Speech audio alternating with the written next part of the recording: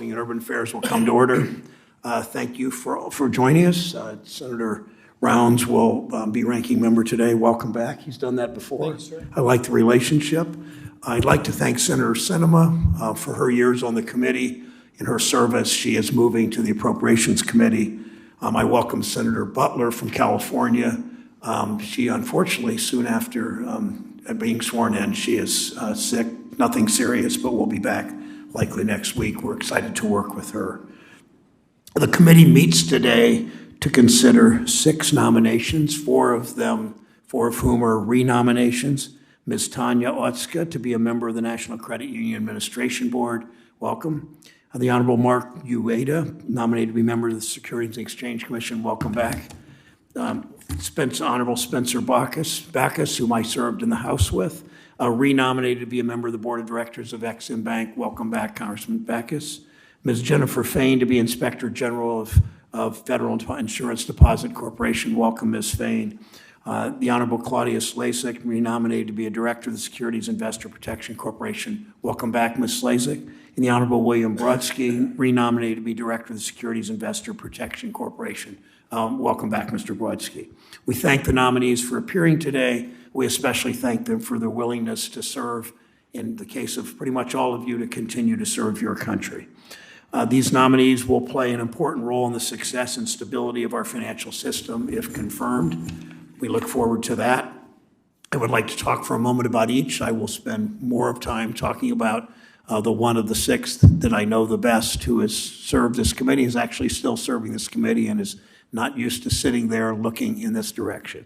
And her parents I met her parents and her husband and her young son, Adrian, and her sister today. The President's nominated Tanya Otsuka to be a member of the National Credit Union Administration Board. She would be the first Asian American to serve on that board in the agency's 53-year history. She's exceptionally well qualified. She served as a key member of my Banking and Housing Committee staff. She crafted legislation. She provided strategic advice on banking issues and credit union policy. Understanding she is no longer doing credit union issues for the committee now that she's been nominated.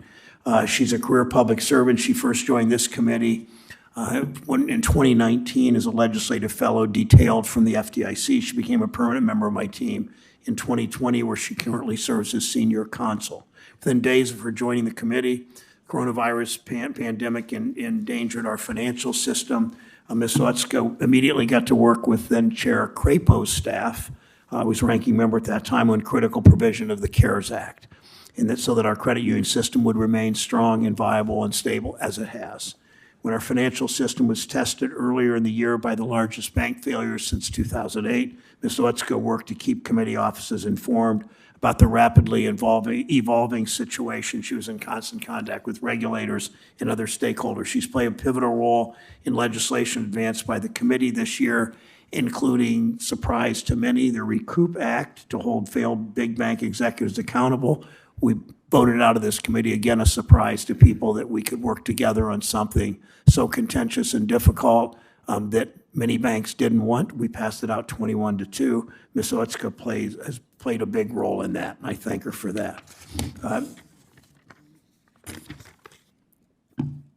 River City Federal Credit Union out of San Antonio wrote to the committee. We appreciate Tanya's work to raise the visibility of credit unions, remove barriers to growth, and support credit unions in deepening their impact in the communities they serve. Michael Edelman, whom I know, President and CEO of the Ohio Bankers League, wrote, while we may have differed on specific policy decisions, Ms. Otsuka always did her homework, gave OBL and other interested party a fair shake. She welcomes this diversity of views. She's the type of regulator we ought to have in these critical economic positions. Congratulations on your appointment, Ms. Otsuka. President has renominated Mark Uyeda to a full term on the SEC. He served as a board member of the commission since last year. Prior to his confirmation, Mr. Uyeda was detailed to then-ranking member Toomey's staff from the SEC. He first joined the SEC in 2006. He served in several roles, including counsel for Commissioners Paul Atkins and Michael Pivovar, as well as senior advisor to Chair Jay Clayton. Early in his career, he worked in private law practice as well as for the California Department of Corporations. Welcome back, Mr. Uyeda. President's renominated Congressman Bachus to the Ex-Im Board Bank. Spencer Bachus first joined Ex-Im as a board member in 2019, along with Judith Pryor and then Chair Kimberly Reed. He played an important role in helping reopen Ex-Im after an unfortunate 4-year partial shutdown. For 22 years, Congressman Bachus represented Alabama's 6th District. He joined the House of Representatives the same day I did many years ago. He was chair and ranking member on that committee. Good to see you again, Congressman. President's nominated Jennifer Fain to be Inspector General of the FDIC, a role that carries great importance given the recent bank failures.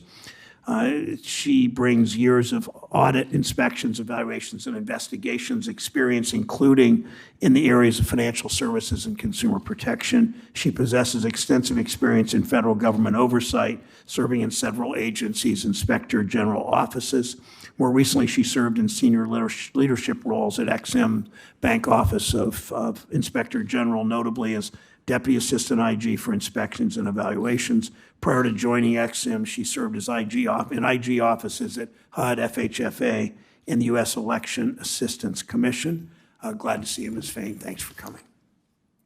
We also consider the nominations of 2 qualified nominees to the Board of Directors of the Securities Investor Protection Corporation's Claudia Slacik and William Brodsky. Both nominees have significant financial services experience. Ms. Slacik possesses some 30 years of financial services experience, both in the public and private sector. The Senate confirmed her by voice vote to the SIPC, to the SIPC board last year. She currently serves as chair. Prior to serving on SIPC, Ms. Slacik was the chief banking officer at Export-Import Bank. She served in senior level roles at several large banks before entering public service. Glad to see you again, Ms. Slacik.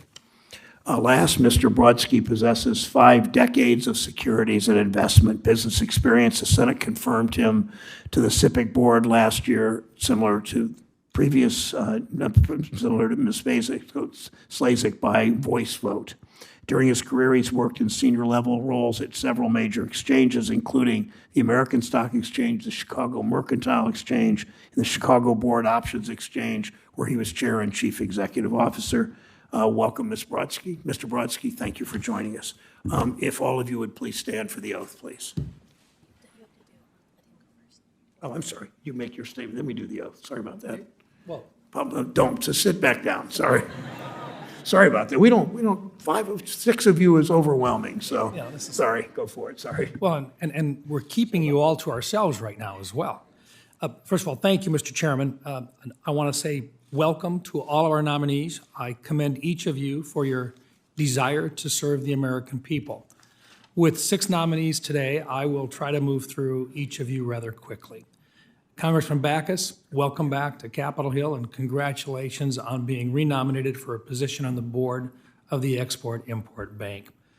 The Ex-Im Bank is a valuable tool for promoting U.S. exports, economic growth, and job creation. In the face of an increasingly competitive global market, I believe American companies must be able to effectively compete on the international stage. I look forward to hearing ways you believe the Ex-Im Bank can continue to be effective, especially as countries like China bolster their own companies by guaranteeing export loans. Mr. Uyeda, in your capacity as a member of the Securities and Exchange Commission for the last year, you have been an independent voice of reason, pushing back against harmful policies that aim to overhaul our capital markets. Over the last 3 years under Chair Gensler's reign, the SEC has issued dozens of complex rulemakings that will hurt markets and investors. Mr. Uyeda, I am confident that you will continue to act as that rational voice to promote policies that will strengthen our capital markets while protecting investors, not attempt to legislate through rulemaking. Turning to Ms. Fain. During the Obama administration, the Department of Justice and financial regulators initiated the controversial Operation Choke Point. The program aimed to pressure banks into withholding their services from completely legal industries that the administration didn't support, such as firearm manufacturers and payday lenders.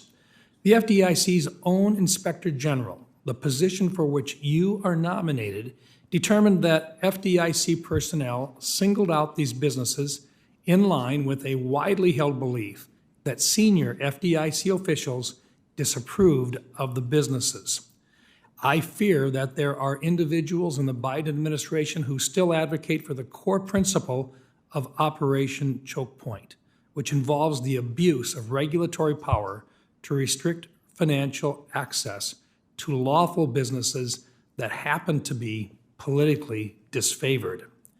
Ms. Fain, if confirmed, I charge you to use your 22 years of experience in federal oversight to make sure the FDIC adheres to its mission of promoting stability and public confidence in our financial system rather than playing politics with American companies. Ms. Otsuka, we know financial institutions are fully capable of pricing risks into their business decisions, including risks from changing customer preferences over time. I am extremely concerned financial regulators are trying to allocate capital away from carbon-emitting industries, including agriculture, to those deemed to be sufficiently green. For example, NCUA has warned that credit unions, and I quote, may need to consider adjustments to their fields of memberships as well as the types of loan products they offer, end of quote, because of climate change. In the upper Midwest, producers rely on access to credit from their local credit unions and other financial institutions for the financing of their farming and ranching operations. They feed the world. Ms. Otsuka, as we discussed, and I really appreciated our discussions in my office, I remain concerned about unintended consequences from the misapplication of climate financial risk considerations, especially if credit unions are pressured to unnecessarily avoid and or reduce serving certain industries like agriculture if an examiner deems it too risky based on climate change. We don't need bureaucrats telling farmers, ranchers, and the credit unions that support them and tell them how to run their operations, especially bureaucrats that believe chocolate milk may come from brown cows. I look forward, you're supposed to laugh at that, by the way. I look forward to discussing ways NCUA can engage with the agricultural community to protect access to their capital. I also want to thank you for your service to Chairman Brown's team and the committee at large. Finally, we have two nominees before us today who have been renominated to the Securities Investor Protection Corporation, or SIPC, which serves as a liquidator for broker-dealers that experience financial troubles or are forced into bankruptcy and protects against the loss of cash and securities. Since its creation, SIPC has helped to recover $141.8 billion in assets. Ms. Slacik and Mr. Brodsky, I look forward to learning more from you during this hearing on your plans to protect American families. I will note that the Banking Committee's last SIPC oversight hearing took place in 2015. I believe we should be more diligent in conducting our oversight role here so that the public has a better understanding of the functionality of SIPC. I will close by saying that Americans are frustrated, deeply frustrated by the actions of regulators that are hurting their businesses, families, and interfering in their daily lives. It is our role in the Senate to scrutinize and evaluate each nominee who comes before this committee. The decisions you make in your respective roles, if confirmed, will have a bearing on the quality of life for American families. We are entrusting you with very real and serious responsibilities. Thank you, Mr. Chairman. Thank you, Senator Rounds. As a kid who was a Democrat who milked Guernsey cows, reddish brown cows as a kid, I can assure you that chocolate milk doesn't come from those kinds of cows. So. Spoken like a real ag. Yeah. Please stand for real this time and raise your right hand. Thank you. Do you swear or affirm the testimony you're about to give is the truth, the whole truth, and nothing but the truth, so help you God? And would you agree to appear and testify before any duly constituted committee of the Senate? Okay. Thank you all. Please be seated.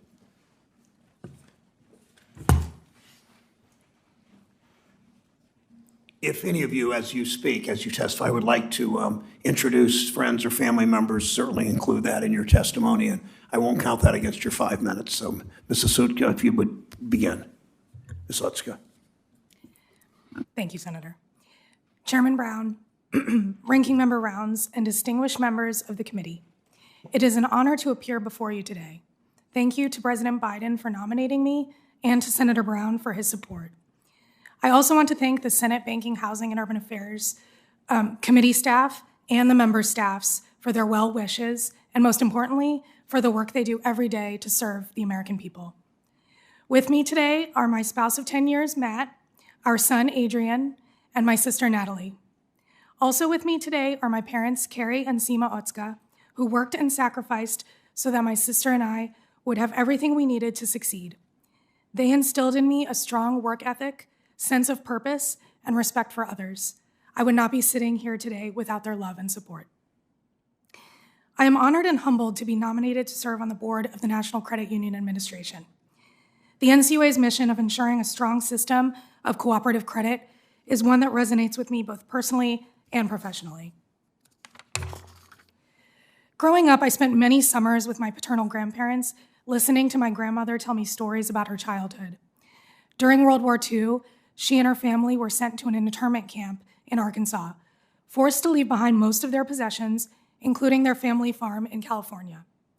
For the rest of the war, my grandmother and her family were incarcerated in a prison-like compound surrounded by barbed wire because they were Americans of Japanese descent. At the same time, her brother fought overseas in the 442nd Regiment of the U.S. Army. My grandfather and his family shared a similar fate, forcibly incarcerated in Arizona. My grandmother recounted how difficult it was after the war to make ends meet when she and her family had lost everything. Like my grandparents, many Japanese Americans faced the same struggle and were often met with discrimination when they tried to deposit money or get a loan. Some took matters into their own hands, forming a credit union so that Japanese Americans could access financial services and help each other rebuild their lives. Today, that credit union is still active and insured by the NCUA. Experiences like this embody the cooperative spirit and exemplify the important role that credit unions play in our communities and economy. It is fitting that today is the 75th anniversary of International Credit Union Day, which celebrates the credit union movement's mission of financial inclusion. As a career public servant with over a decade of experience in financial services law and policy, I also have a deep appreciation for the role that independent agencies like the NCUA play in maintaining stability and public confidence in our financial system. I began my career as an attorney at the Federal Deposit Insurance Corporation in the wake of the 2008 financial crisis. During my 10 years at the FDIC, I gained experience in supervision, enforcement, resolution, assessments, and deposit insurance, all of which are also critical functions of the NCUA. I worked on the implementation of a number of FDIC policy actions, including many related to the Dodd-Frank Act and S-2155. For the last several years, I've had the honor of serving on the staff of the Senate Banking and Housing Committee, managing a wide range of financial services issues, including credit union policy and oversight. I am grateful to Senator Brown for this opportunity and to Senator Crapo, who as the chair of the committee in 2019, allowed me the opportunity to serve as a legislative fellow on detail from the FDIC. During my time on the committee, I have had the privilege of working with his staff, Senator Toomey's staff, Ranking Member Scott's staff, and the staffs of the members of this committee. Together, we have worked on a number of bipartisan bills, including the CARES Act, which helped maintain the strength of the credit union system and allowed credit unions to support their members and communities through the COVID-19 pandemic. I have seen the positive impact of government working for the American people to maintain a safe and sound financial system, especially in times of uncertainty. I hope to continue my public service in support of the NCUA's critical mission and to ensure a fair, competitive, and resilient credit union system. If confirmed, I will remain committed to the millions of Americans who rely on the NCUA to safeguard their hard-earned money. Thank you, and I look forward to your questions. Thank you, Ms. Otsuka. Mr. Uyeda. Chairman Brown, Ranking Member Round, and members of the committee, thank you for the opportunity to appear before you today. Joining me in the hearing room is my wife, Messiah, and watching remotely from California are other members of my extended family.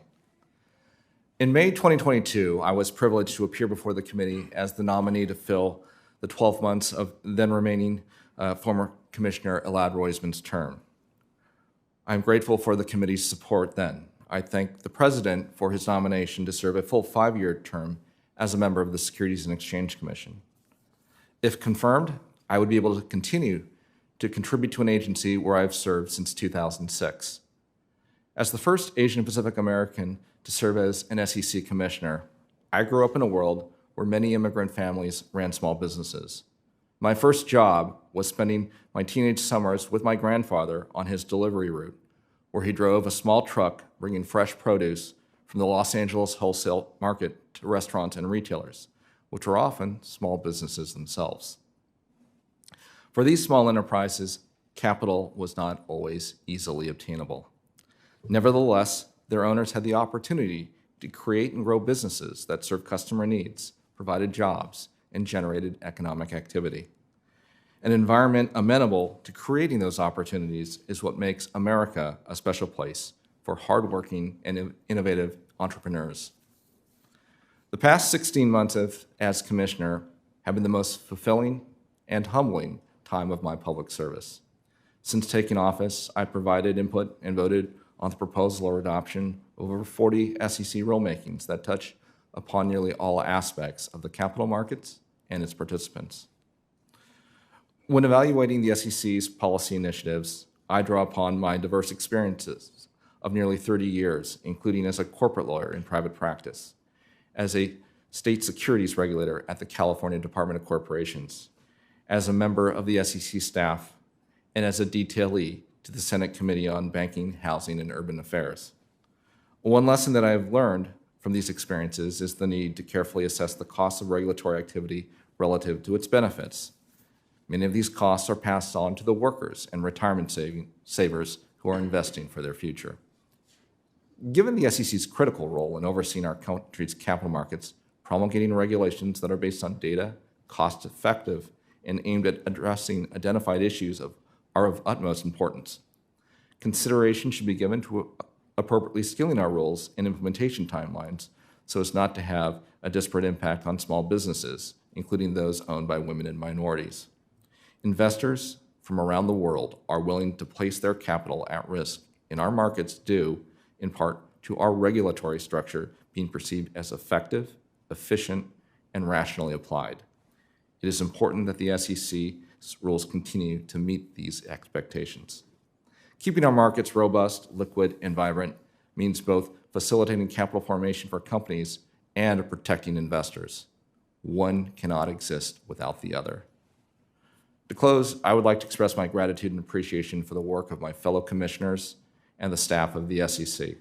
Their efforts to carry out the agency's mission of protecting investors, maintaining fair, orderly, and efficient markets, and facilitating capital formation continues to inspire me every day. Thank you, and I look forward to your questions. Thank you, Mr. Uyeda. Congressman Bachus, welcome. Thank you. Two fellow nominees about their hearing from my fellow nominees about their past and their stories is really gratifying. It makes us really appreciate our country much more, that we can improve our lot over generations. Chairman Brown, Ranking Member Rounds, and other members of the committee, I was afforded the opportunity to meet with many of your staffers. I see some of them up there on the dais with you. And we had some very meaningful conversations. They asked many questions, and I think I answered a lot of them. If I'm nominated for, or if I'm approved for another term on the Export-Import Bank, I would consider it a privilege. I've really enjoyed my past term on the board. I think what I've enjoyed the most is visiting small towns, small businesses, women-owned businesses, minority businesses. We just approved, I was not on the board, but we just approved our first thing under the Make More in America, and it was a minority-owned business. I visited Dickinson, North Dakota, Senator Rounds, and there's a company there that is the only company in the United States that produces a part for our F-35 and our nuclear submarines. Other than that company, we have to rely on foreign sources. And some of those, quite frankly, are belligerent to our interest. My wife, Linda, couldn't be here. She and 4 of my 5 children were here last time. But I think Vince and the House and the invasion of the Capitol has scared off my children. And I think that she is having eye surgery and isn't with me, but I'd like to acknowledge her. She's been an important part of my life and of any success accomplishments that I've had. When I testified before you in 2017, and it was a 17, I wasn't appointed to 19, we had undergone a pretty dramatic event at Export-Import. We were reauthorized, but we did not have a quorum. And that existed for 4 years. During that period of time, while we were inactive, our competitors were not. And unfortunately, they captured market share and resulted in several of our companies losing market share, or actually some of them going out of existence. And I sort of was there to witness that. It was very sad. But we do have a quorum now. We have new assignments from the Senate and from the White House. I want to thank President Biden for nominating me for a second term. I'd be happy to answer any of your questions about any of our programs. I will say that talking to staff, I think they honed in on the China and Transformational Exports program. And we have 3 of those programs that we've approved. I mean, we have more than 3, we have several. But there's 3 that I'd like to just quickly mention. One is bridges for Cameroon, and it is the steel industry. Senator Vance yesterday expressed his desire that when we talk about transformational assets, we don't forget about our basic industries, agricultural products and other things. And a small company in Chicago, based in Chicago, will supply girder modular bridges for Cameroon. And we had intense negotiation over 3 years to take that from China. We also had 2 solar projects. One was in Honduras, another one was in Angola. Now, we usually do business where there's risk. We don't function if there's no risk. And we have banks that partner with us on all these projects. Having said that, my time is up. I look forward to your answers. Thank you very much, Congressman. Ms. Fain, you're welcome. You're recognized for 5 minutes. Thank you. Good morning, Chairman Brown, Ranking Member Rounds, and members of the committee. It's an honor to appear before you today as the President's nominee to serve as the Inspector General for the Federal Deposit Insurance Corporation. I would first like to thank my family, especially my husband, Kevin, who is here today, and my 2 brothers and their families.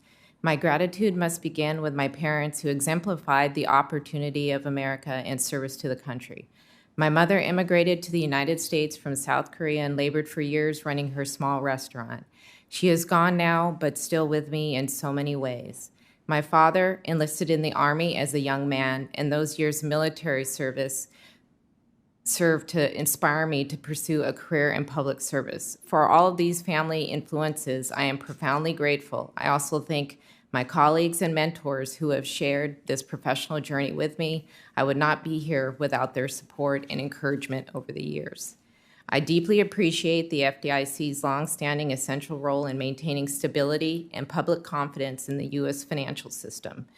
The FDIC ensures deposits, examines and supervises financial institutions for safety and soundness and consumer protection, makes large, complex financial institutions resolvable, and manages receiverships. Simply put, the FDIC helps protect individual Americans who place great trust in our nation's banks.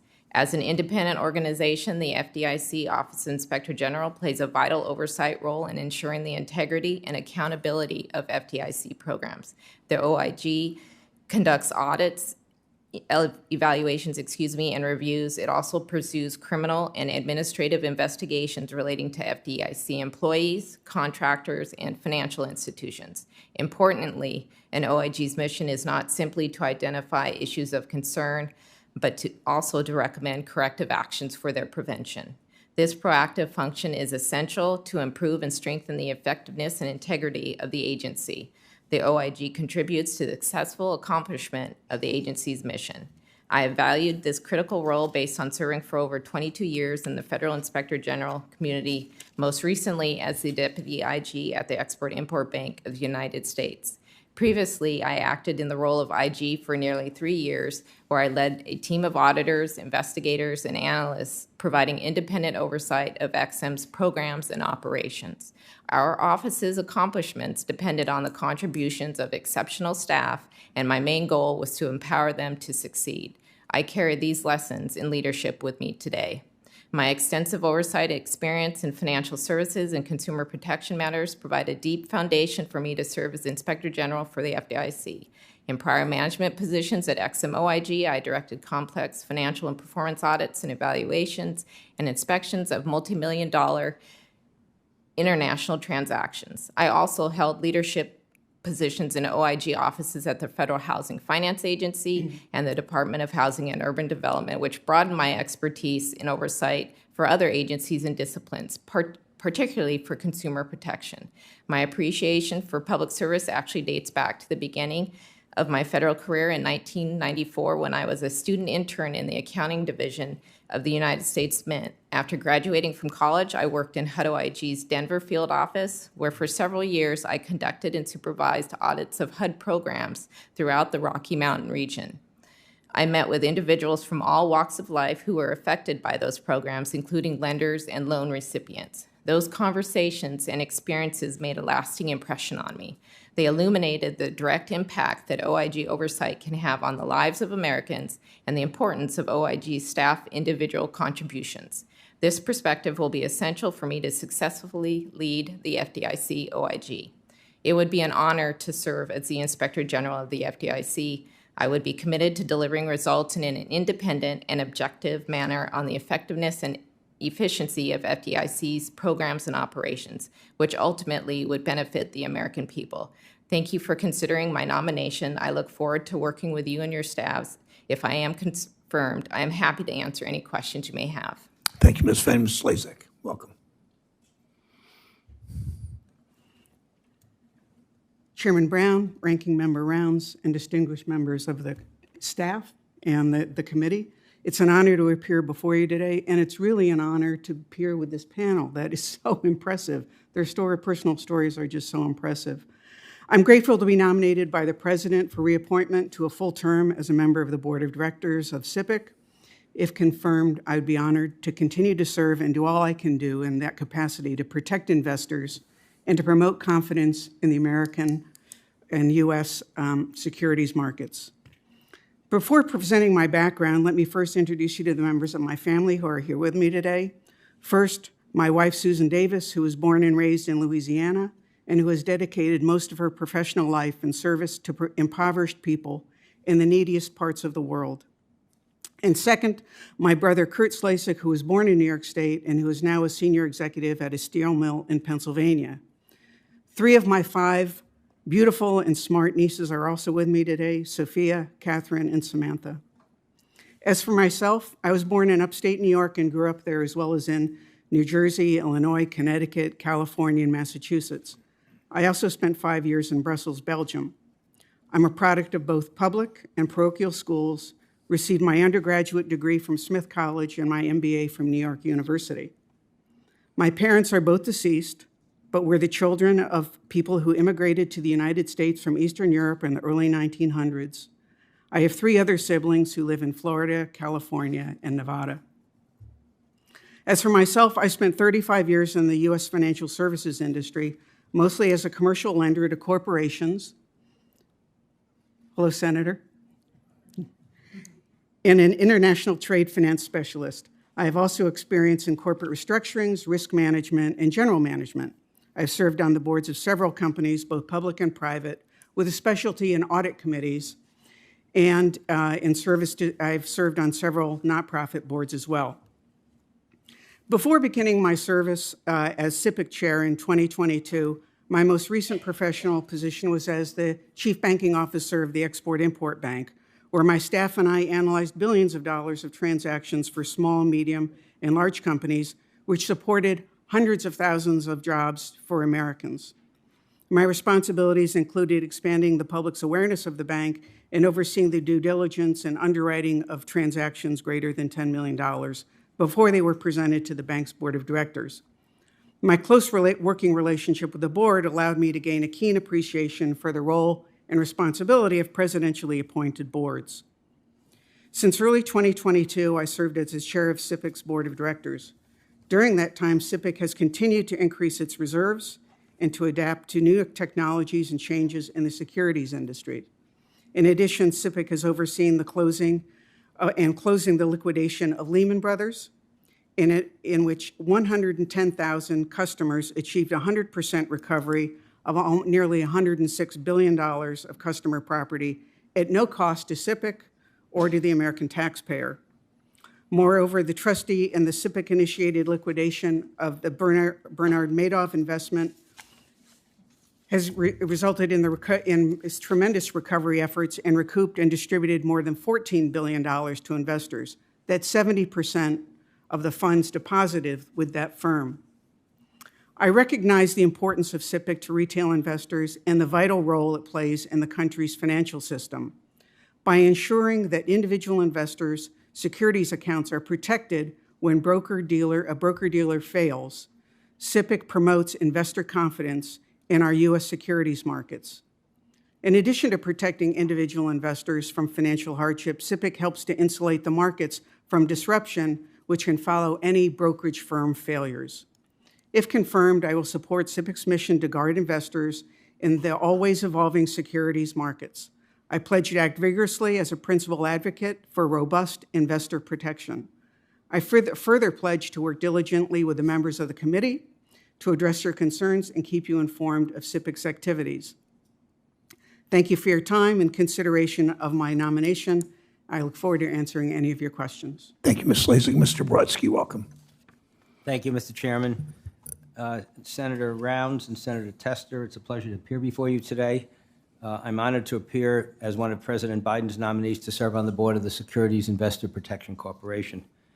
Before presenting my background, let me first introduce to you the members of my family who are here with me today. My wife, Joan, has been my wife and partner for over 50 years. Our son, Michael, and his wife, Aletta Margolis, are also here with me today. I believe that I'm well qualified to continue to serve on the board of SIPC based on my lifetime career in the investment business and specifically based on my experience in the securities industry.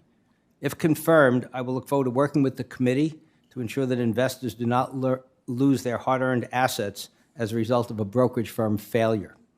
My career in the securities industry spans more than 50 years. I began my career on Wall Street, serving summer internships that included working on the floor of the New York Stock Exchange. I had summer jobs in 3 securities firms on Wall Street while still in college, and after graduating from law school, I worked at an international securities brokerage firm as an attorney in the Law and Compliance Division, and where I learned all aspects of the business. In fact, I was on Wall Street when brokerage firms were failing and many customers lost all their investments because SIPC had not yet been created. So I know from personal experience the vital role that SIPC plays in providing confidence to investors and having faith and safety in the safety and soundness of the assets they entrust to their broker-dealer. I next joined the American Stock Exchange, first as a lawyer in its Policy Planning and Government Relations Department, and ultimately rising to become Executive Vice President for Operations. In 1982, I moved to Chicago to become Executive Vice President, Chief Operating Officer of the Chicago Mercantile Exchange, now known as the CME Group. In 1985, I was named President and CEO of the CME and served in that role until 1997, when I moved across town to become Chairman and CEO of the Chicago Board Options Exchange, now known as CBOE Global Markets. I served in that position until 2013, when I stepped down as CEO but remained as Chairman until 2017. I guided CBOE's demutualization, leading to it becoming a public company and with its shares becoming part of the S&P 500 stock index. During my tenure at CBOE, I also served as Chairman of the World Federation of Exchanges, an association of the largest exchanges in the world. For the past 6 years, I don't want to retire, by the way, so you can tell.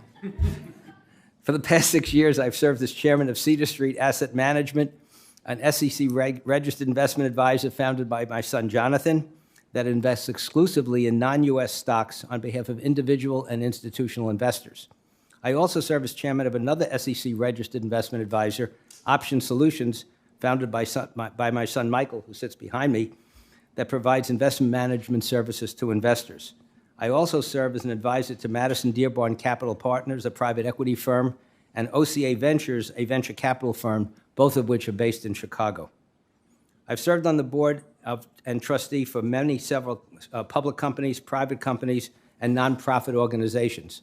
Among these, I served as chairman for 11 years, chairman of the investment committee of Northwestern Memorial Hospital in Chicago, where we oversaw its multi-billion-dollar portfolio, and I currently serve on the investment and endowment committee of my alma mater, Syracuse University. I've utilized these experiences in my service on the SIPC board because for the last 15 months, I've been chairman of the investment committee of SIPC. During this period, SIPC's fund reserve have reached an all-time high, and my goal is to make sure that SIPC always has sufficient reserves and liquidity if a crisis were to arise. I affirm my deep commitment to investor education, customer protection, and to help maintain the credibility and importance that SIPC plays in the viability, integrity, and importance of our securities markets to the citizens of our country. I believe SIPC's mission of protecting investors and, more broadly, raising the confidence in the U.S. securities markets is important. I have devoted my entire career to help further this country's capital markets, to improving financial literacy, investor education, and to ensuring safety and soundness of our capital markets. If confirmed, I promise to work with members of this committee in advancing these shared goals. Mr. Chairman and members of the committee, this concludes my remarks. Thank you for your attention, and I'd be happy to answer any questions you may have.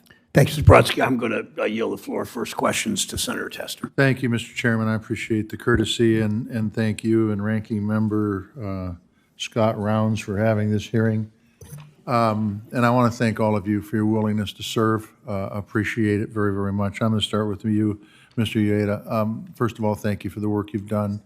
I have led letters, joined efforts with my colleagues to highlight the importance of the SEC, ensure that as you undertake proposals and proposed rulemaking, that you take into consideration how it interacts with existing rules and not only within the SEC, but other agencies.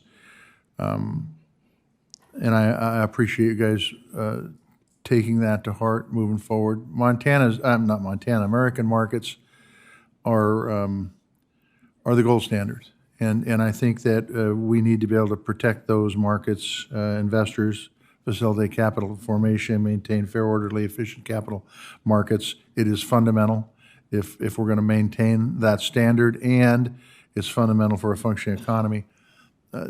Tell me how you achieve the goals of protecting investors while facilitating capital formation and maintaining a fair and orderly and efficient capital market.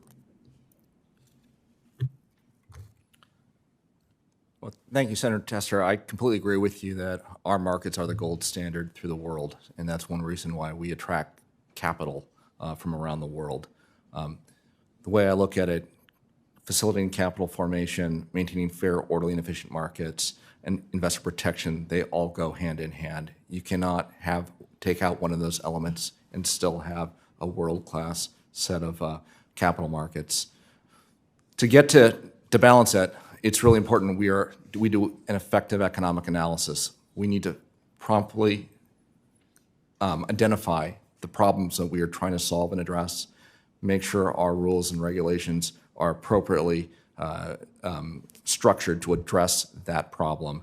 We do a robust economic analysis to look at what the costs are, both direct and indirect. We also think, as you pointed out, how it fits in with the rest of our rules, statutes, but also within the broader financial regulatory system, which involves many other fellow regulators. Jennifer Fain, IGs are our eyes on agencies, be able to protect taxpayers and be able to protect taxpayers' dollars. You must be independent and be able to operate without political interference. I feel that is very important, not only from the agencies, but from here too. So the question becomes is how do you protect your independence and how do you protect against interference in the office that you would run?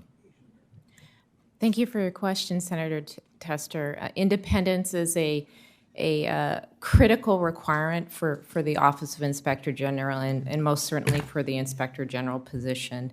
How I would lead or how I have done in my career with regards to independence is following the standards that guide the work that we conduct.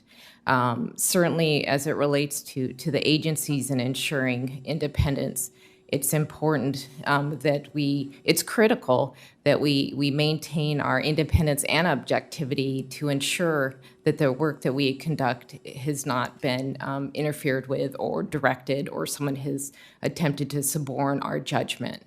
Okay, thank you. Congressman Bachus, Chairman Spencer, thank you for being here.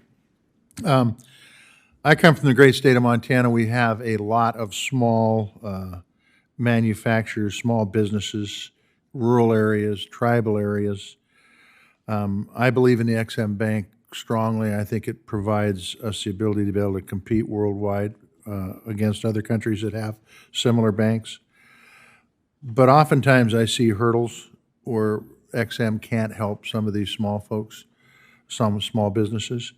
Number one, do you see those same hurdles? And number two, what can XM do without congressional intervention that will allow them to serve those small rural businesses, tribal businesses better? It's a great question. We are the most restricted of all ECAs. There are over 100 ECAs. But for us to make a loan, our content requirements are higher. Sometimes because of the supply chain, that's impossible. Some of our shipping requirements. We often have to deal with additionality, and we're very careful to meet that. But we have a restricted view of that. But I would say our greatest problem is staff. We're understaffed. We're about 150 positions below where we're supposed to be. We have about 300 employees. At times, the bank has had 500-600 employees.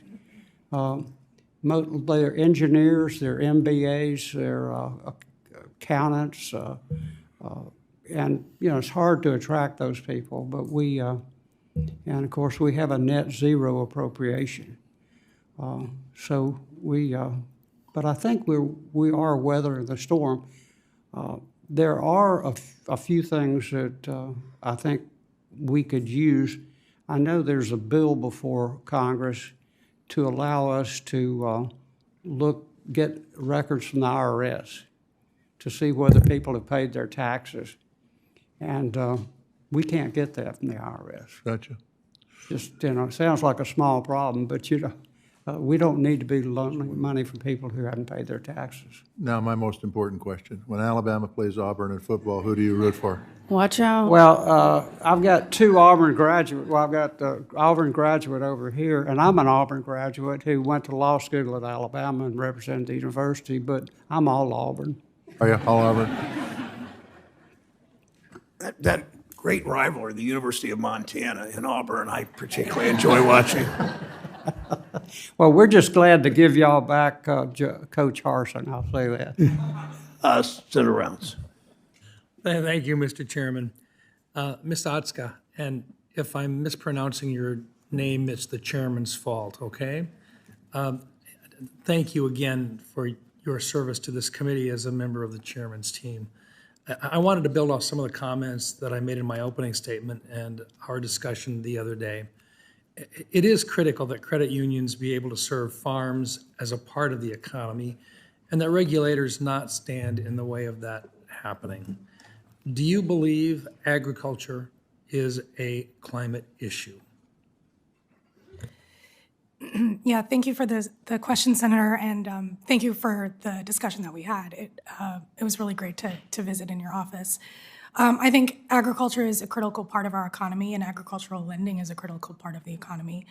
I think credit unions that serve agricultural communities, they understand the risks of the industry, they know the industry well, and they know how to manage those risks. And I think that's ultimately what needs to be assessed when regulators make sure that credit unions are engaging in safe and sound practices. I don't think they should be in the business of telling credit unions that they can't lend to ranchers or farmers, as long as those credit unions are managing those risks appropriately and following the law. Okay. So if confirmed, you will commit to working with stakeholders in the ag community to preserve their access to capital? If confirmed, Senator, yes. Okay, thank you. Ms. Fain, if confirmed, it is critical that you be completely independent and vigorous in your auditing and investigatory work at the FDIC to hold partisan regulators accountable.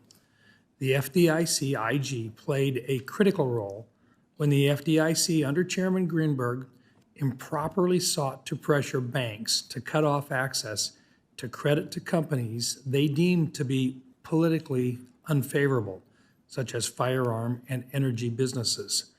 Ms. Fain, if confirmed as the FDIC IG, would you commit to being independent and vigorous in your audits and investigations into the activities of the FDIC?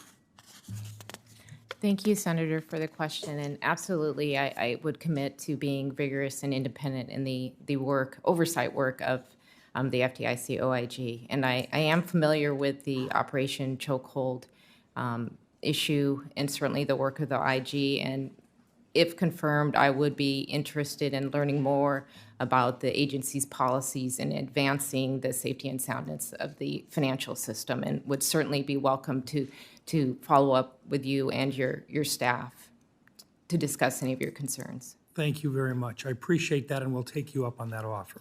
Thank you. Thank you. Commissioner Uyeda, thank you again for being here and for your service. You've been an SEC commissioner now for the last year. As I noted in my opening statement, the SEC has issued dozens of rulemakings over the last 3 years.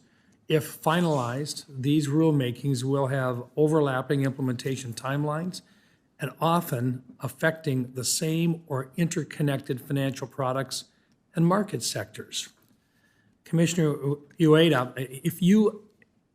I would hope that you would agree that when conducting rulemaking, the Commission should consider known economic impacts, including the cumulative impact of concurrent rulemakings. Would you agree, sir? Senator, yes, I agree. Each individual rulemaking is not in itself in a vacuum, but operates and interacts with many other rules. And we really need to think, especially when we're making a lot of other changes at the same time, how they all interact together to pursue our goal of investor protection, fair, orderly, and efficient markets, and facilitating capital formation. Thank you. How do you weigh the benefits of a proposed rule against its cost, specifically if the rule might have an outsized impact on small businesses and emerging fund managers? That is a very, very important issue. That is one that I have pressed. One of the most important things I think we can do for smaller investment advisors and smaller broker-dealers is give them a longer period to comply. Many times when you do a rule, there are a lot of details that still remain to be worked out. It's much easier for those smaller entities to comply if those issues have already been solved, especially by those who have much more resources to work to come to solutions with the staff. Thank you. Thank you, Mr. Chairman. Thank you, Senator Rounds. So it's a two-part question. You started your career at FDIC, independent financial regulator, before we were lucky enough to have you on our staff. You've been nominated to serve on another independent financial regulator in CUA. Discuss why it's important for financial regulators to be independent, and tell me at the same time, same answer, what will some of your priorities be? Thank you for the question, Senator. The safety and stability and the resiliency of our financial system is important to the strength of our entire economy. And so I think financial regulators like the NCUA should be independent to promote market stability, predictability, and continuity. Americans need to have confidence that decisions that affect the financial system that affect their pocketbooks are made independently and based on data. At the same time, I think congressional oversight of those independent agencies is important so that regulators are held accountable to the American people. If confirmed, I will work to ensure that the NCUA fulfills its mission to protect the credit union system. One priority I would like to focus on, if confirmed, however, is to make sure that credit unions, especially smaller ones, can continue to stay competitive and provide affordable financial services to their members in a constantly evolving financial system.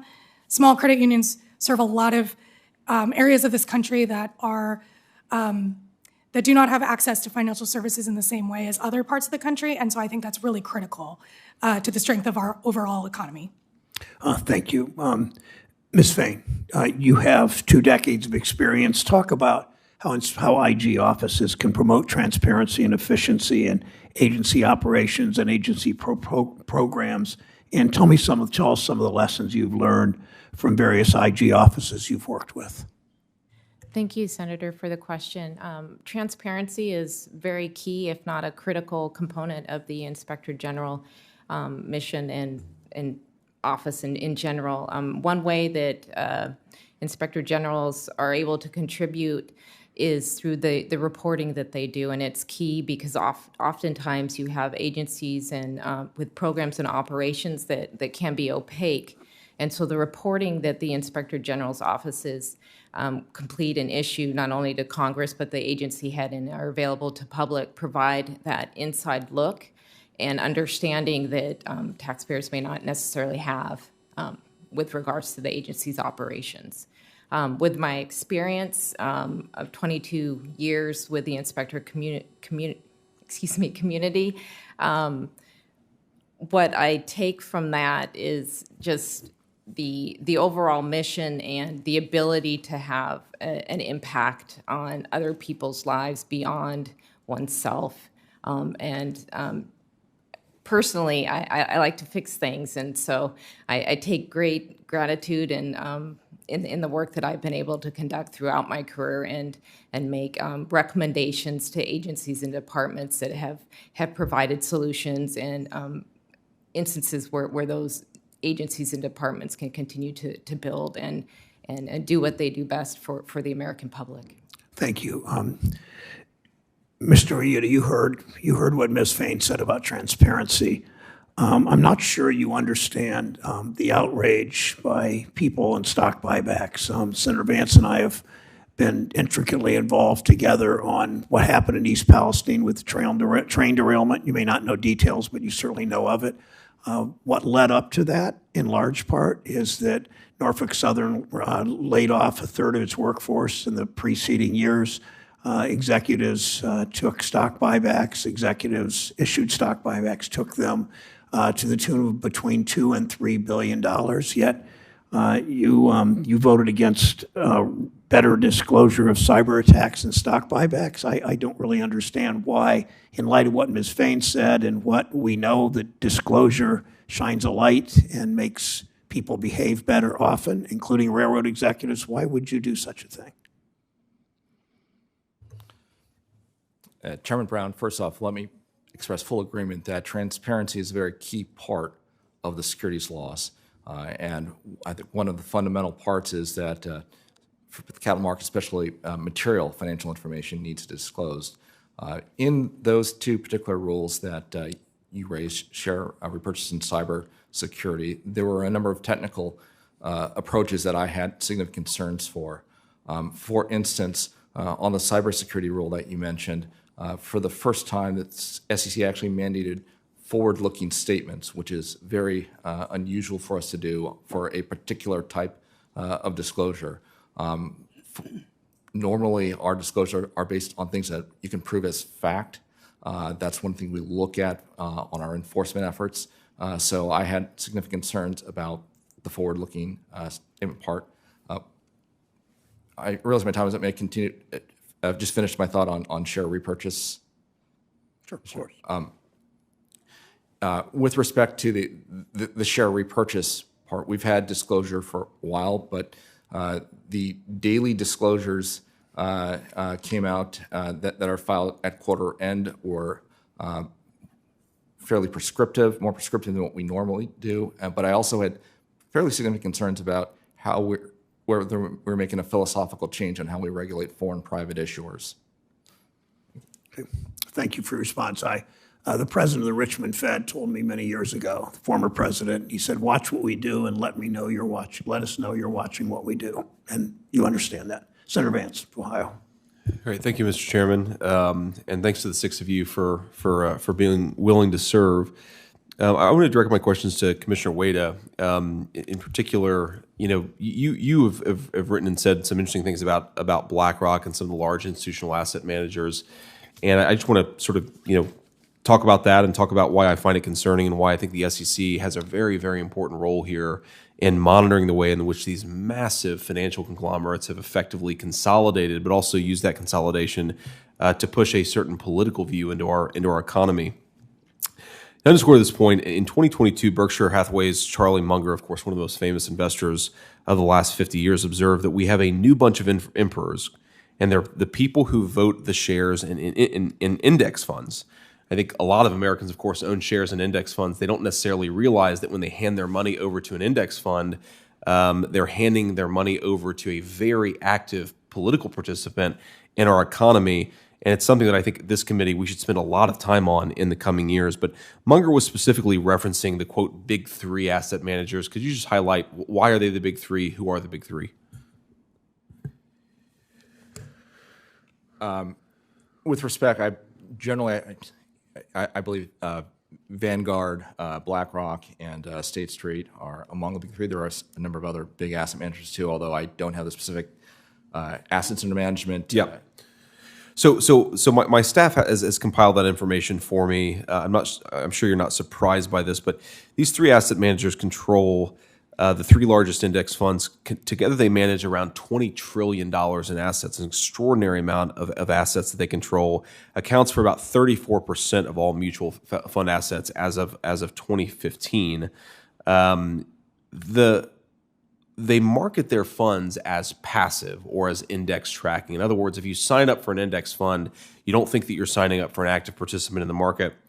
But I'm curious, Mr. Uyeda, I mean, is that actually accurate? When the American people think that they're giving their money over to an index fund and it's just going to track the general trajectory of the stock market, is that actually what happens, or do these index funds participate a little bit more aggressively in the management of some of these companies? Well, Senator Vance, I would distinguish between the fund itself and the advisor. The fund itself, investors are very much looking to something that tracks very closely. In fact, that's one of the criteria you would look at is how closely does the return track the underlying index. The managers themselves have voting power, not only of the assets that are held in the index funds, but any other assets that manager oversees, whether it's a collective investment trust, actively managed fund, separately managed account, and so on. And am I right that they use their power as massive institutional investors to effectively direct stewardship activities, right? And this is the way in which they sort of use and infect their own politics into the management of some of these companies? Yes, Senator, that's correct. A lot of the advisors put out their stewardship policies and promote that. So here's what I find a little bit weird, right? So there are 13D and 13G disclosures, okay? These index funds which of these do they file, and why do they file those? My observation is most file on Schedule 13G for a passive investor. So, and 13G allows them to avoid disclosure of a lot of their activities, right? So there are a lot of things that you don't have to put in a 13G that you would have to put in a 13D. Is that right? That's correct. And do we think that sometimes their activities rise to the level of actually statutorily requiring them to do a 13D disclosure? That would be a concern. It's a facts and circumstance basis to the extent that one is trying to influence control over an issuer, and you can oftentimes do that with a very large stockholder. That raises questions whether you ought to be filing on 13D rather than 13G. Yeah, and I'm mindful of my time running short here, so I'll cut this off now. But something I'd like to work with you, Mr. Uyeda, and my staff here is if they should be filing much more substantive disclosures that actually give the American people insight into how $20 trillion of their money is being spent, and yet they're filing a 13G disclosure, that probably means there's something going on. I don't want to put my tinfoil hat on here too much. Sometimes I do that in the banking committee and the chairman gets mad at me, but I really worry that there's a massive part of the American economy that lays hidden from the American consumers and from the lawmakers who represent them. That maybe something is something we should look at. Thank you. Senator Vance, I can't think of when I was mad at you. So, Senator Menendez is recognized from New Jersey. Overdraft fees are borne almost exclusively by those who can least afford them. A 2021 report by the Financial Health Network found that nearly 60% of all overdraft fees in 2020 were paid by low and moderate income households, and about 25% were paid by Latino households specifically. Some banks have either decreased or eliminated overdraft fees altogether, in large part due to increased scrutiny and oversight. But a recent report from California state regulators showed some credit unions took in $252 million in overdraft and non-sufficient fund fees in 2022. 30 of the credit unions in the report earned half or more of their net profit just from overdraft and NSF fees. Ms. Otsuka, can you commit to looking into this and seeing if there needs to be more oversight of certain credit unions whose profitability is overly reliant on overdraft fees? Yes, thank you for the question, Senator. I think consumer protection is absolutely important, and making sure financial services are affordable is critical. And so if confirmed, yes, I am committed to looking more into this issue and following up with you in your office. Thank you. Overdraft fees are a major reason why so many Americans are still hesitant to enter the formal financial system, and I hope the NCUA will be closely monitoring this issue and ensure more is done.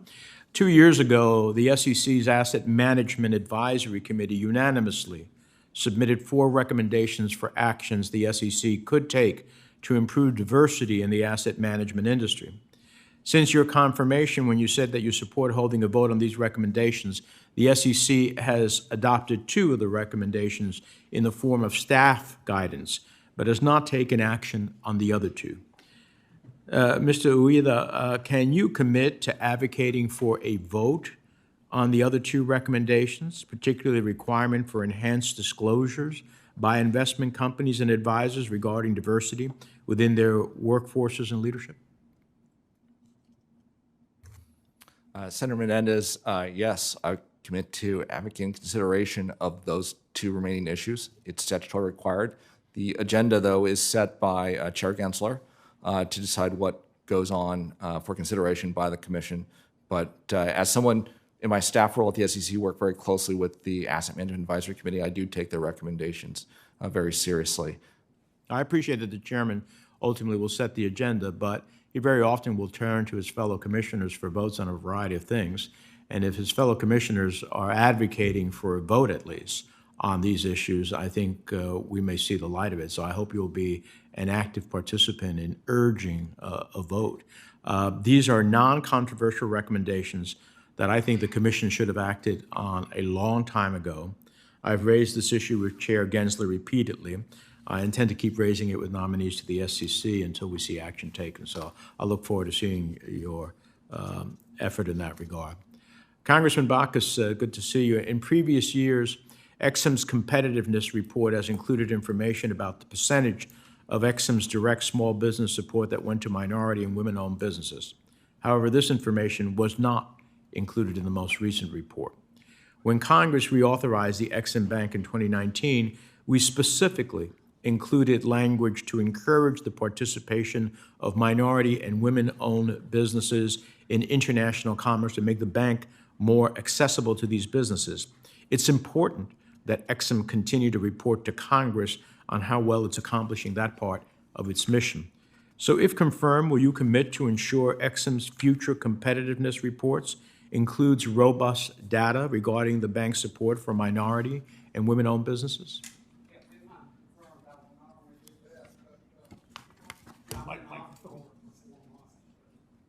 That report, I'm sorry. Yes, I will. And I'll also go a step further and find out why that information was not in the last report. I appreciate that. Finally, Ms. Fain, the FDIC's latest OMWI report shows that Hispanic representation, both in the overall workforce and in management, remains unacceptably low. Little signs of progress. Less than 5% of the FDIC's workforce is Hispanic or Latino, virtually unchanged from 2021. I've heard time and time again from Chair Gruenberg that, and other FDIC nominees that this is a priority, but actions speak louder than words. If confirmed, will you commit to conducting a review of FDIC's policies and strategies regarding increasing Hispanic representation in the agency? Certainly, Senator, and thank you for the question. If confirmed, I'm certainly interested in understanding the implementation of FDIC's policies towards its consumers. I hope not only to its consumers, but towards actually creating a diverse workforce that represents its consumers. Thank you, Mr. Chairman. Thanks, Chairman. That is Senator Brett from Alabama is recognized. Thank you, Mr. Chairman. I thank you all for being here, and congratulations on your nominations. I particularly want to thank Congressman Bachus. Thank you so much for reaching out to my office, and also to you. How do I say your last name? Otsuka. Otsuka. Oh, I am going to get that wrong, but I'm going to try really hard. Good. Okay, Otsuka. The two of you reached out for courtesy meetings, and I can't tell you how much I appreciate that. Thank you. I'll start with you. So as you know, credit unions play an integral part of our economy. I know in Alabama we are so proud of our local credit unions and the role they play in economic development and job creation and allowing people to actually reach their American dream. When we look at it, in fact, this has been going on for years and years and years. Today is the 75th annual International Credit Union Day. So I am particularly pleased to be able to highlight this and the important role these institutions play in our banking ecosystem. We must continue to promote an environment that allows financial institutions to thrive and continue to best serve their customers and their members. So hardworking families can continue to take their family's life to the next level, that they can achieve things that they maybe thought weren't possible, and we continue to keep that American dream alive. In order to accomplish this, it's imperative that the Senate confirm individuals who understand the nuances of the particular industry and are willing to do their due diligence before taking regulatory action. So federal regulators must fully consider the impacts of these actions that they take in Washington on all financial institutions and consumers in the states and communities across our great nation.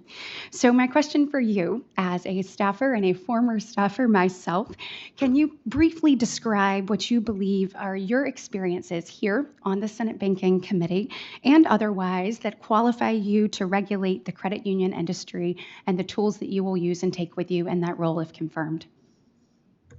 Thank you for the question, Senator Britt.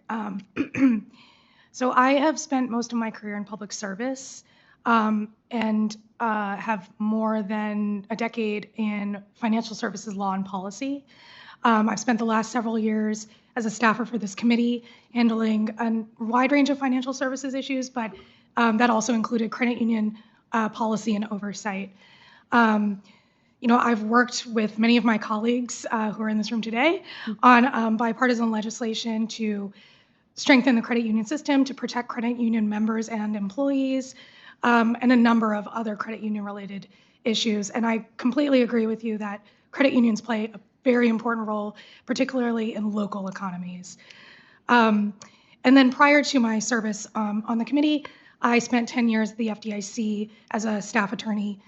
So I'm very familiar with the role that a regulator like the NCUA should play in supervising credit unions and financial institutions. Excellent.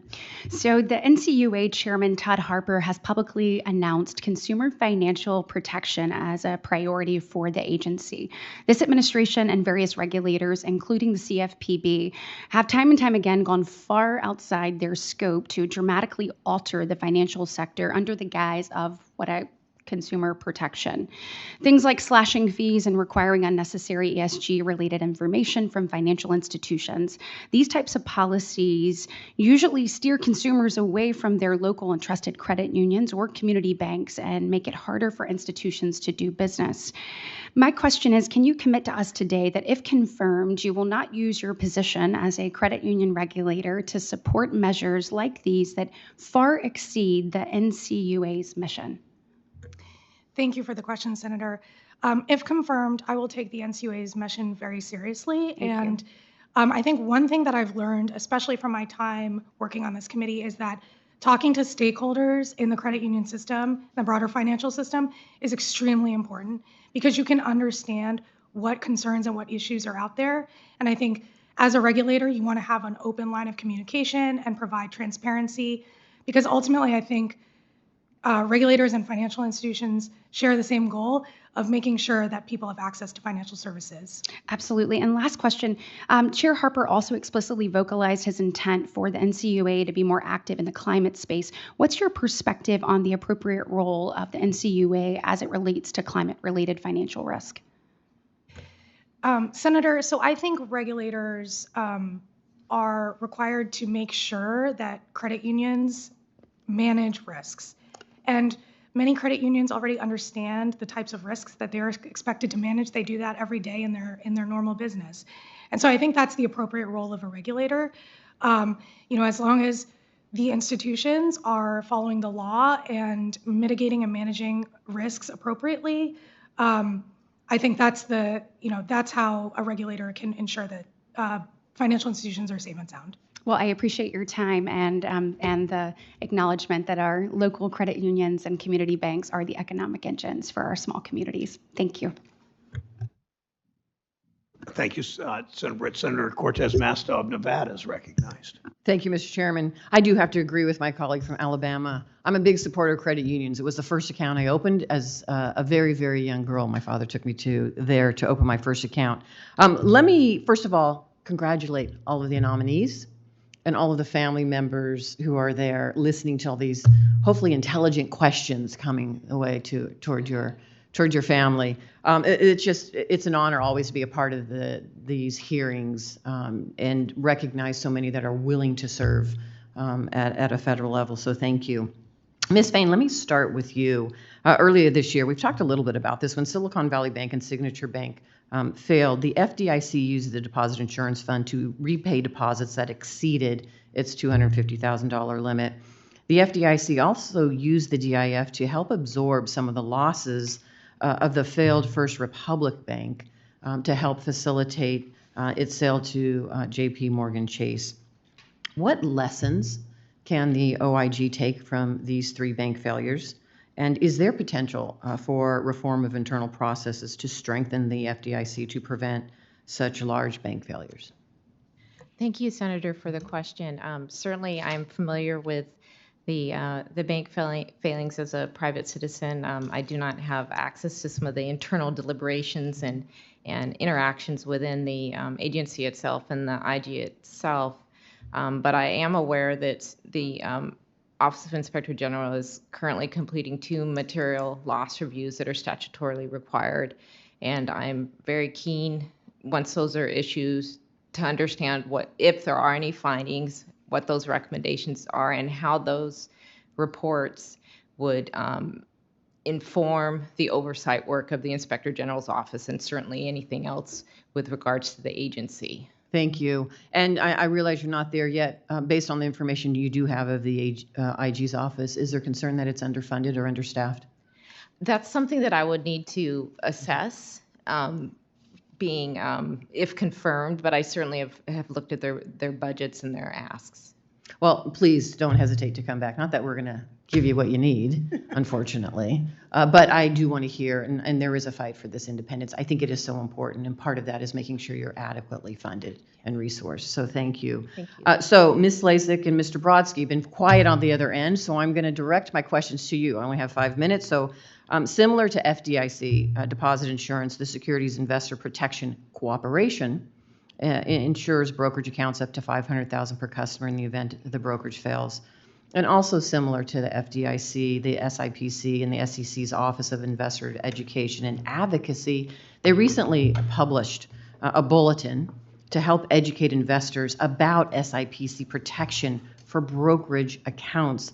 I'm curious for both of you, do you believe that the SIPC's brokerage insurance adequately is understood by the average investor, or is there more that should be done? And Ms. Slacik, I'll start with you.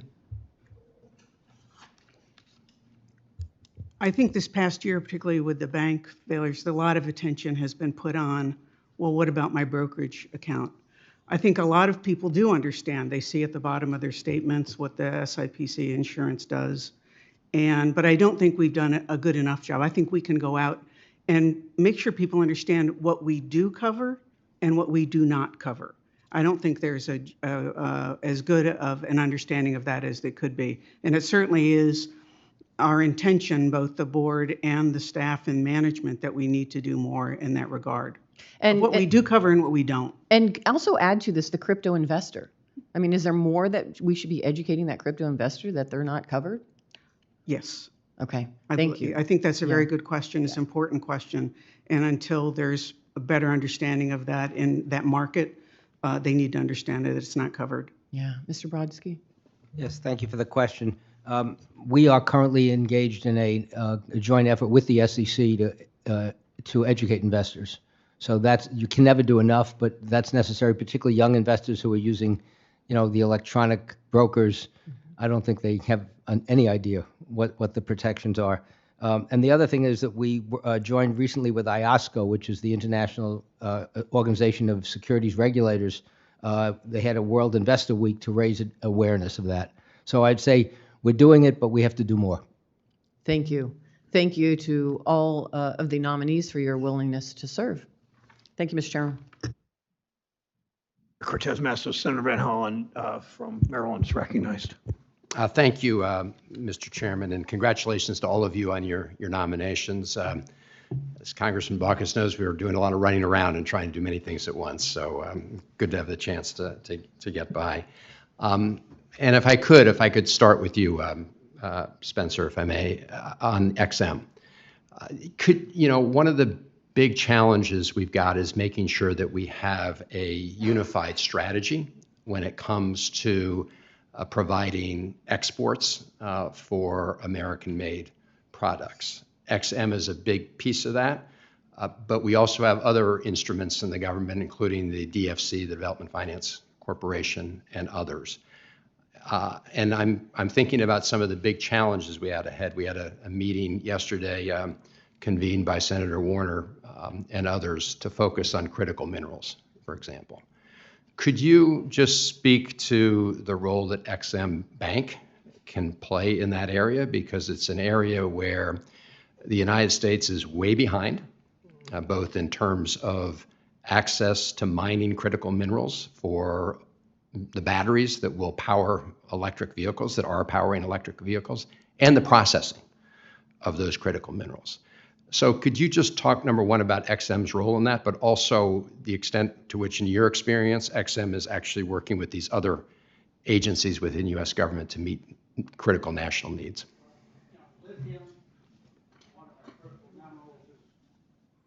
I'm sorry, did I turn it?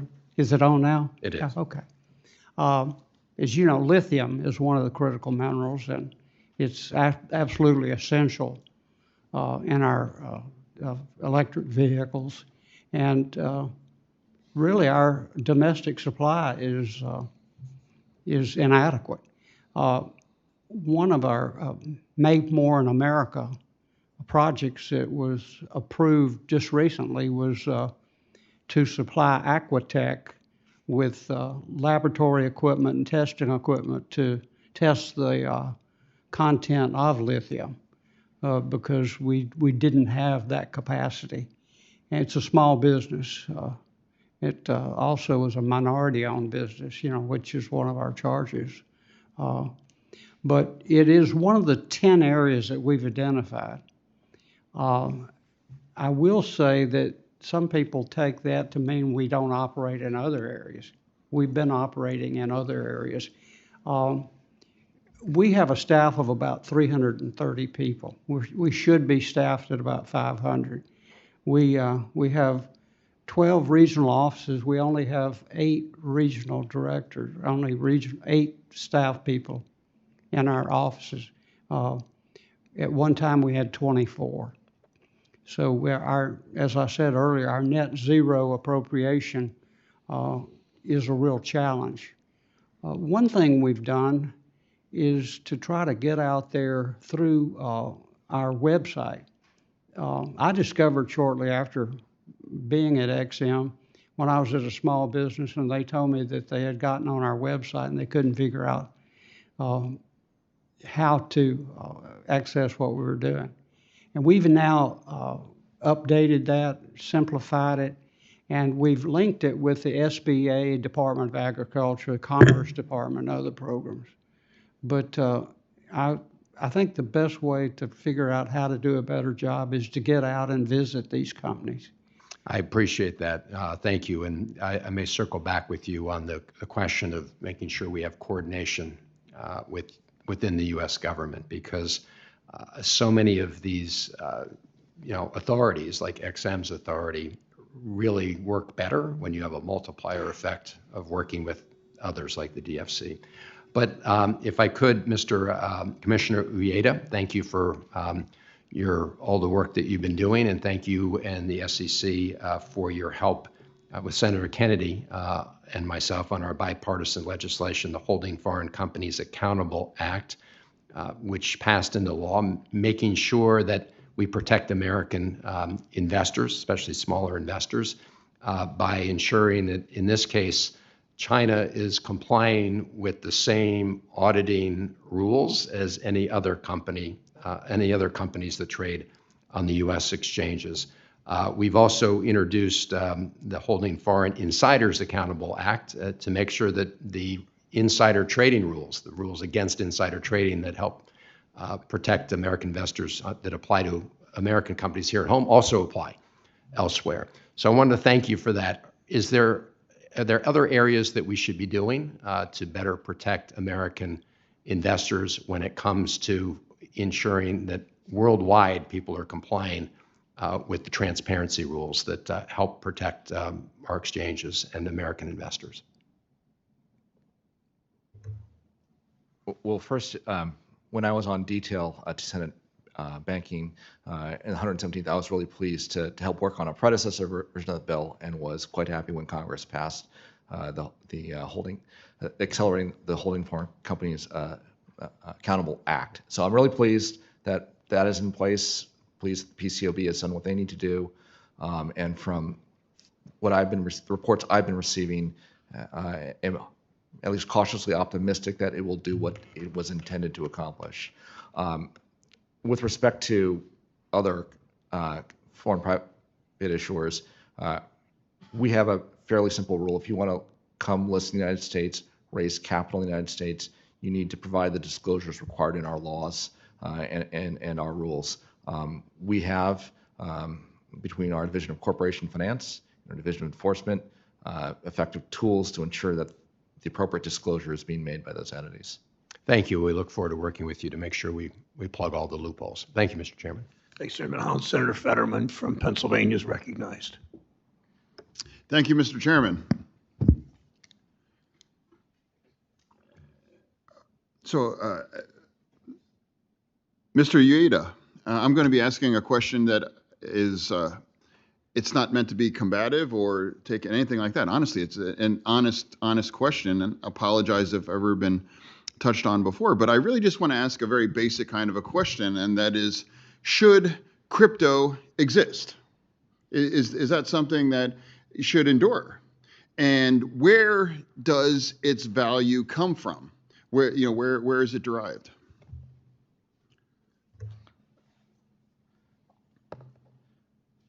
I can tell you, my perspective as a regulator, our laws, securities laws that we're charged with enforcing are neutral on the merits of a particular investment.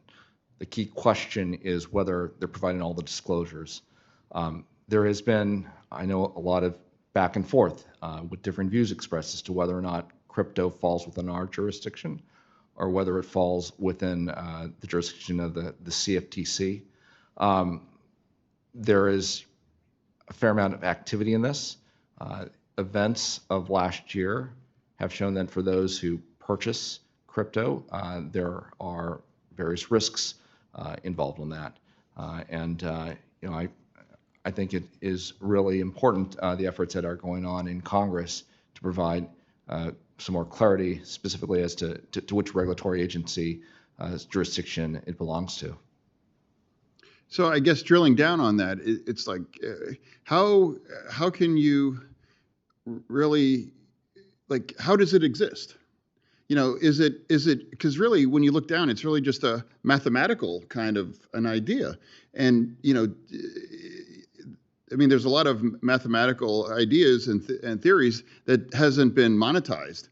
Is that strange, or is this something, the next step, the evolution of money, or is it really just kind of like a fad? Well, I'd love to say that I have an in-depth technical knowledge of that, but I don't. I know one of the things with the capital markets is that we allow innovation. Should that be a security and should they be raising money, we require the disclosures. When one looks at least when I look back, I became a corporate lawyer in the 90s when there were a lot of how do we monetize the internet? How does that occur? And so sometimes you don't know. Failure is actually a fairly good teacher for investors. As a regulator, I get concerned about fraud, and this is one where it's complicated by the jurisdictional issues as to whether or not it is a security or it is not. Yeah, drilling down on what you mentioned back in the late 90s, I remember it was go, go, go, and if you just slap a .com after anything, you could raise millions, if not billions, on that. And many of them failed, but there really was value behind the idea of something beyond .com. And I still can't figure out what that is, for crypto. And I think it was Warren Buffett said that he wouldn't pay a quarter for every crypto type if he could. And he's much smarter and definitely richer than I am, and that's kind of a profound statement to make. And it's still having the conversation, and I really don't fully understand it in the way. And should, even if crypto does exist, could it be just one standard like Bitcoin or anything, or can even more than one even survive is just a question. And to me, it's just like an open kind of conversation. I think that's a really important part of the American and world economy, especially given that it may have been involved in the Israeli attack. So thank you. And Mr. Bachus as well. I had the pleasure of meeting with you in my office yesterday, and I was very pleased with what you said and fully have expected and absolutely will announce today that I plan to vote for you and support you. And I understand that you are the choice of the Republican colleagues. And I absolutely would support that. And I am not the kind of senator that does not kind of find an obscure tweet or find out, that you had, a really bad taste in fashion or something to find out a reason not to vote for you. Because I believe that I may not agree with anything that's ever you said or ever that you've done, but I support the right of the Republicans to have their choice. And I absolutely believe in the export bank as well. And I look forward to voting for you. And thank you for spending time with me in my office yesterday. Thank you. Mr. Chairman. I think the world needs bipartisanship, and respect for each other, and you certainly showed that to me yesterday, and I appreciate it. Thank you. Thank you, Senator Fetterman. Thanks to the six of you for being here today and providing testimony. I hope we can work together as a committee to move forward quickly. I appreciate the Congressman's comments about bipartisanship in response to Senator Fetterman. Work together on confirmations of today's nominees. For senators who wish to submit questions for the record, those questions are due at 5 p.m. Monday, October 23rd. All members of the committee, whether asking questions today or not, are notified of that date. To